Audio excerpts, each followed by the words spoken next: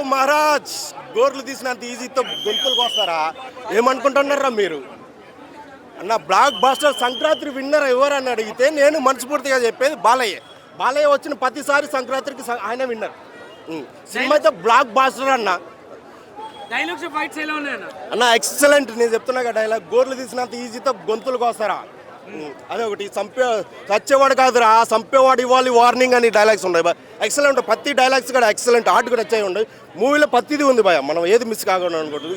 Heroine character మిగతా కూడా బాబిడోల్ character అయితే ఎక్సలెంట్. విలనిజంలో అమ్మ మొగుడికి అమ్మ ముగ్గుడిని చూపెట్టాడు. అసలు బాబిడోల్గా యానిమల్ తర్వాత అంత ఘోరంగా చూసింది నేను ఇదే సినిమాలో అండి. మిగతా క్యారెక్టర్ బాబీ గారు ఇలాంటి సినిమాలు ఎన్నో తీయాలని మనస్ఫూర్తిగా.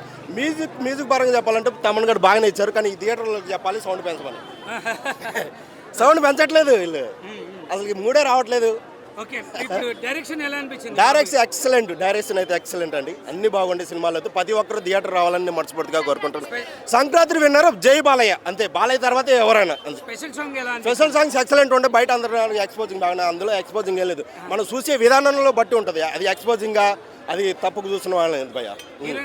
హీరోయిన్ యాక్టింగ్ అని అంతా బాగానే ఉండే. మిగతా క్యారెక్టర్ మొత్తం బాలకృష్ణ గారి మీద జరిగింది మొత్తం story. Excellent. One man show. జై బాలయ్య, జై జై బాలయ్య. చాలా సినిమాలు కలిపి తీసారు అంటారు, వాళ్ళకి మీరు ఏం చెప్తారు? పాపన్న ఇప్పటి వరకు గుర్తుపెట్టుకోండి, ఇప్పటి వరకు బోయపాటి ఎలివేషన్స్ నేను చూశాను. ఇప్పుడు ఈ సినిమాలో సలార్, కేజీఎఫ్, బాహుబలి ఎలివేషన్స్ ఇచ్చాడన్న సినిమా అయితే ఆ ఎలివేషన్స్ తో బీజిఎంతో అసలు హార్ట్ బ్లాస్ట్ అయిపోయింది. ఆ విధంగా ఇచ్చి పడేసాడు బీజిఎం అయితే. BGM is the hardcore అన్న సినిమాకి అయితే. BGM బ్రహ్మాండ. గుర్తుపెట్టుకోండి, అందరూ గుర్తుపెట్టుకోండి. నేషనల్ అవార్డు BGMకి, నేషనల్ అవార్డు. మా బండ్లాడికి BGMకి నేషనల్ అవార్డు రాబోతుంది. గుర్తుపెట్టుకోండి. ఆ విధమైన BGM ఇచ్చాడన్న. వారం రోజుల వరకు BGM రాసి పెట్టుకోండి. మూవీ చాలా బాగుందండి, చాలా హిట్ అవుతుంది మూవీ. అన్ని ఆస్పెక్ట్స్ ని కవర్ చేసింది.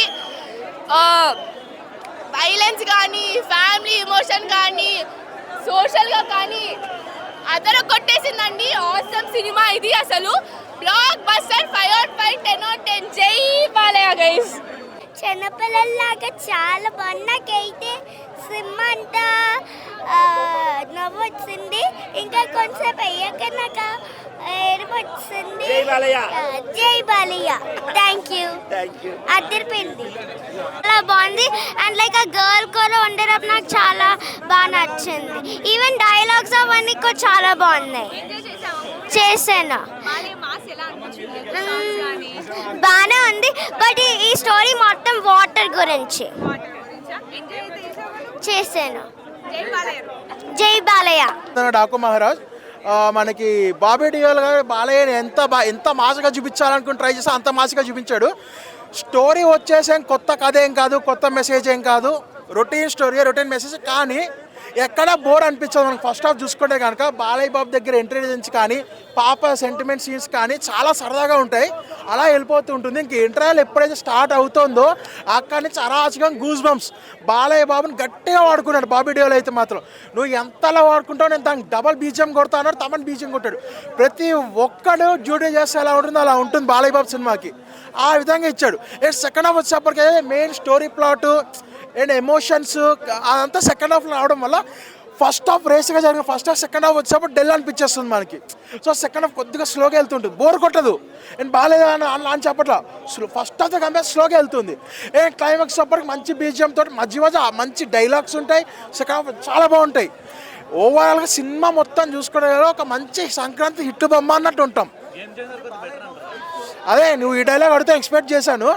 టు బి ఫ్రాంక్గా చెప్పాలంటే బెటరే అన్న, బెటరే. గేమ్ చేంజర్ కంటే బెటరే. ఇప్పటి వరకు అయితే నాకు బాలయ్య విన్నర్ అన్న. To be frank, Balayya winner. Bro ఏం చెప్పాలి, నిజంగానే నాకైతే సినిమాటిక్ బ్రిలియన్స్ అని నాకు అనిపించింది అనమాట మూవీ వచ్చేసి. అండ్ మనకు ఇప్పుడు బాలకృష్ణ గారి మూవీస్ అంటే మనము సమరసింహారెడ్డి, నరసింహనాయుడు, లేకపోతే మనకు సింహ లెజెండ్, అఖండ, ఇవి ఎలా చెప్తామో డాకు మహారాజు కూడా అన్డౌటెడ్లీ ఆ లిస్టులోకి అయితే మనం చేర్చేయచ్చు. అండ్ మోర్ దాన్ ఎవ్రీథింగ్ మనకేంటంటే ఈ మూవీలో బాలకృష్ణ గారి దగ్గర నుంచి మనకు ఎలక్ట్రిఫైయింగ్ పర్ఫార్మెన్స్ ఉంటుందన్నమాట. సో ఇంటెన్స్ యాక్షన్ ఉంటుంది, సో చాలా బాగుంటుంది. అంటే ఫస్ట్ హాఫ్ వచ్చేసి మాస్ కోసము, సెకండ్ హాఫ్ వచ్చేసి ఇంకా లైక్ కంప్లీట్లీ ఫ్యామిలీ కోసము ఓవరాల్గా చాలా బాగా కవర్ చేస్తారనమాట.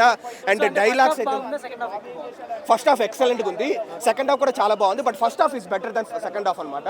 ఎందుకంటే బ్రో ఒకటి ఫస్ట్ హాఫ్లో చూసేటప్పుడు వచ్చే గూస్ బంప్స్ అంతా ఇంత కాదు, మనకు బాలకృష్ణ గారి కనుమన్నప్పుడంతా ఎలివేషన్ ఉంటుంది అనమాట, ఆ లెవెల్లో ఉంటుంది. దానికి బాబు కొల్లి గారి రైటింగ్ కావచ్చు, తమన్ బీజిఎం కావచ్చు, విజయ్ సినిమాటోగ్రఫీ కావచ్చు, అంతా బాగా సెట్ అయింది. అండ్ డైలాగ్స్ కూడా నెక్స్ట్ లెవెల్లో ఉంటుంది. గోళ్ళు కట్ చేసుకున్నంత ఈజీగా గొంతుకలు కట్ చేసుకుంటూ వెళ్ళిపోతాను. పైగా నీకు నాకు వారేంట్రా, సింహం నక్కల మీద పడితే దాన్ని వార్ అనరు, దట్స్ కాల్డ్ హంటింగ్ అని చెప్పే డైలాగ్స్ కావచ్చు, లేకపోతే అందరూ చదవడంలో మాస్టర్స్ చేస్తే నేను వచ్చేసి చంపడంలో మాస్టర్స్ చేశాను, I did masters in murders అంటాడనమాట. సో ఇలాంటి బాలకృష్ణ గారి డైలాగ్స్ కూడా మనం మూవీ నుంచి ఎక్స్పెక్ట్ చేయొచ్చు. Undoubtedly Sankranti block buster, hit కూడా కాదు బ్లాక్ బస్టర్ అనమాట definitely. And pure Sankranti winner ఏంటి అనేది మనకి ఎల్లుండి తెలుస్తుంది, ఎందుకంటే ఇంకో ఫ్యామిలీ మూవీ ఉంది కాబట్టి. అదే bro undoubtedly definitely Daaku Maharaj is lot better than Game Changer అనమాట. నాట్ ఓన్లీ గేమ్ చేంజర్, మనకు అఖండ తర్వాత వీరసింహారెడ్డి వచ్చింది, భగవంత్ కేసరి వచ్చింది. Daaku Maharaj is better than Veera Simha Reddy and మనకు భగవంత్ కేసరి. సో డాకు మహారాజ్ ఏంటంటే మనం హ్యాపీగా లైన్ 1లో చేర్చేయచ్చు, సమరసింహారెడ్డి, నరసింహారెడ్డి మూవీస్ లైన్ 1లో చేర్చేయచ్చు.